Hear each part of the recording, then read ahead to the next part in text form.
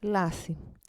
Ένα από τα μεγαλύτερα λάθη είναι όταν αφήνεις ένα σκληρό μάθημα να σκληρύνει και την καρδιά σου.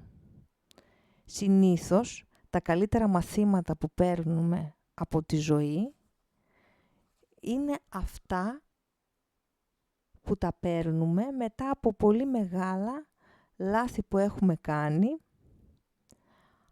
Απλά αρκεί μετά από αυτά τα λάθη να μπορέσουμε να βρούμε τη δύναμη, να συγχωρέσουμε τον εαυτό μας και τους άλλους, να βρούμε τι πήγε λάθος ακριβώς, να το διορθώσουμε και να μην το επαναλάβουμε την επόμενη φορά. Οπότε μην εκνευρίζεσαι με πράγματα που δεν μπορείς να αλλάξεις. Μερικά πράγματα μπορεί να είναι και γραπτό να συμβούν. Να αντιμετωπίζεις με θάρρος και με αισιοδοξία τα πράγματα που συμβαίνουν και να συνεχίζεις. Θα υπάρχουν κάποιες στιγμές στη ζωή σου που θα νομίζεις ότι τα πράγματα έχουν φτάσει στη χειρότερη κατάσταση και εκδοχή, στο χειρότερο σημείο που θα μπορούσαν να έχουν φτάσει. Δηλαδή με λίγα λόγια είναι αυτό που λέμε ότι έχω φτάσει στον πάτο, δεν πάει πιο κάτω. Και βέβαια μετά από τον πάτο, αφού δεν πάει πιο κάτω, τι είναι, μόνο προς τα πάνω μπορεί να πάει. Και λοιπόν όταν φτάνεις σε αυτό τον πάτο και νιώθεις και σκέφτεσαι ότι δεν μπορείς να ξεφύγεις από αυτό το αδιέξοδο, δεν ισχύει, γιατί για όλα τα πράγματα και για όλα τα προβλήματα υπάρχουν λύσεις. Αρκεί λίγο να αποστασιοποιηθείς από το πρόβλημα, για να δεις τα πράγματα πιο ξεκάθαρα.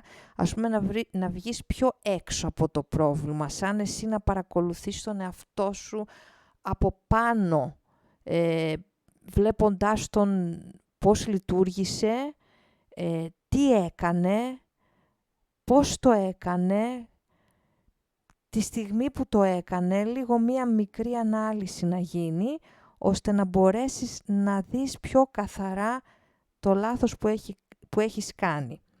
Μπορεί τώρα οι λύσεις να είναι και μπροστά σου και να μην το έχεις καταλάβει αυτό. Πολλές φορές δεν μπορούμε να δούμε τι ακριβώς είναι αυτό το λάθος που έχουμε κάνει, ώστε να μπορέσουμε και να το διορθώσουμε.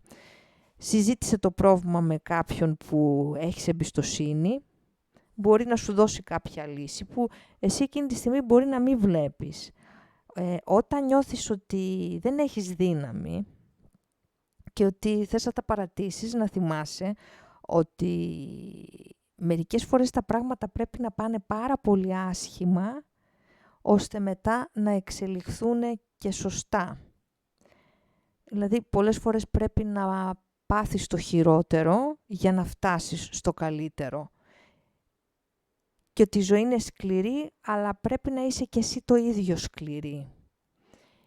Και μέσα από αυτό θα φανεί και η δύναμη που έχεις τελικά.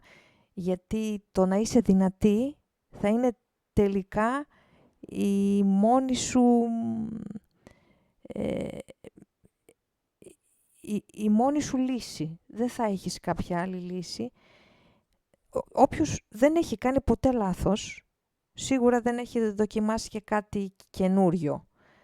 Όταν δηλαδή δεν κάνεις τίποτα, δεν κάνεις και λάθος. Μερικές φορές το καλύτερο που έχεις να κάνεις είναι να εγκαταλείψεις και κάτι, πράγματα, καταστάσεις που δεν λειτουργούν πια. Και να σταματήσεις να προσπαθείς να διορθώσεις κάτι που δεν διορθώνεται και να ζητάς και εξηγήσεις από κάποιον που αρνείται να σου μιλήσει, να αναλάβεις την ευθύνη του δικού σου του εαυτού, βγάζοντας τον από το ρόλο το ότι εσύ είσαι το θύμα και ο άλλος ο θήτης ή οτιδήποτε, και απλά να στρέψεις όλη την προσοχή σου σε σένα. Αν είσαι σε ένα δρόμο τώρα που δεν είναι σωστός, που είναι λάθος, μπορείς να το αλλάξεις, είτε να γυρίσεις πίσω, είτε να το αλλάξεις εντελώς. Να στηρίζεις τις δυνάμεις σου πρώτα και να ζητάς βοήθεια όταν τη χρειάζεσαι, χωρίς να ντρέπεσαι να ζητήσεις βοήθεια. Βέβαια από ανθρώπους τους οποίους έχεις εμπιστοσύνη. Να παραδεχτείς τα λάθη που έκανες, να τα διορθώσεις, γνωρίζοντας πάντα ότι δεν είσαι τέλεια, ότι προσπαθείς, ότι κάνεις λάθη, ότι πέφτεις, σηκώνεσαι, πληγώνεσαι, ξαναπροσπαθείς, ξαναμαθαίνεις, οριμάζεις. Και αν δεν κάνεις λάθη, στην τελική δεν ζεις. Ο μόνος τρόπος να μην κάνεις λάθη είναι αυτό, το να μην κάνεις τίποτα. Σκέφτεσαι συνέχεια για πολύ καιρό και για χρόνια κάποιο πρόβλημα. Και τις περισσότερες φορές το συμπέρασμα που βγάζεις είναι λάθος. Την τελευταία φορά που λες «Αχ, τώρα φτάνει αυτό το θέμα, δεν θα το ξανασκεφτώ, δεν θα το ξανασκεφτώ αυτό το πρόβλημα ή το λάθος που έκανα», μπορεί και τότε να είναι και το σωστό. Και αν δεν είσαι ελεύθερη να κάνεις και τις λανθασμένες και τις ανεύθυνες αυτές επιλογές που έκανες, τότε δεν είσαι και ελεύθερη. Οπότε καλά έκανες από αυτή την πλευρά και έκανες και τις επιλογές σου έστω και αν αυτές ήταν λάθος. Αν βρεις ένα λάθος στο φίλο σου τώρα, να του το πεις, αλλά να του το πεις ιδιωτικά. Να μην το ξέρουν οι άλλοι. Τα λάθη είναι για τους ανθρώπους. Άνθρωποι είμαστε, λάθη κάνουμε, λάθη είμαστε, ανθρώπους κάνουμε, όχι εντάξει πλάκα κάνω, χαιρετώ.